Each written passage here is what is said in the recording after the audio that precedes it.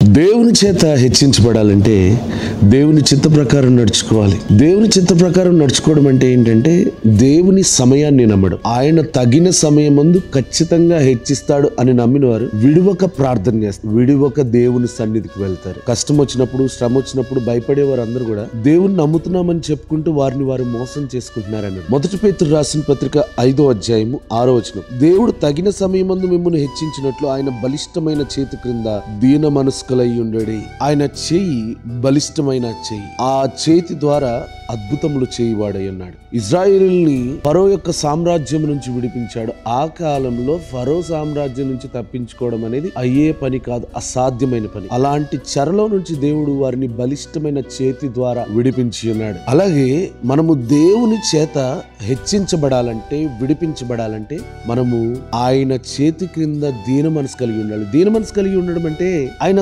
సమయాన్ని నమ్మడం, ఆయన చిత్తాన్ని నమ్మడం. ఆయన చిత్తంలో కొన్నిసార్లు కష్టాలు, శ్రమలు, ఇబ్బందులు ఎదురైనప్పుడు ధైర్యంగా యాక్సెప్ట్ చేయగలడు. కొన్నిసార్లు మన జీవితంలో ధనము, సమృద్ధి, ఆరోగ్యం వచ్చినప్పుడు యాక్సెప్ట్ చేసినంత కష్టం వచ్చినప్పుడు యాక్సెప్ట్ చేయలేము. ప్రతి శ్రమ వెనకాల మేలు దాచిపెడతాడు దేవుడు. శ్రమ ఎందుకంటే నేర్చుకోవడానికి. కాబట్టి శ్రమలో ఉన్నప్పుడు విధేయత కలిగి ఆయన చేతి కింద దీన మనస్కులై ఆయన ఏది చెప్తే అది, ఆయన మన కాపరిగుంటే ఆయన మన జీవితంలో లేని పరిస్థితిని ఏర్పాటు చేసి ఆశీర్వదిస్తాడు.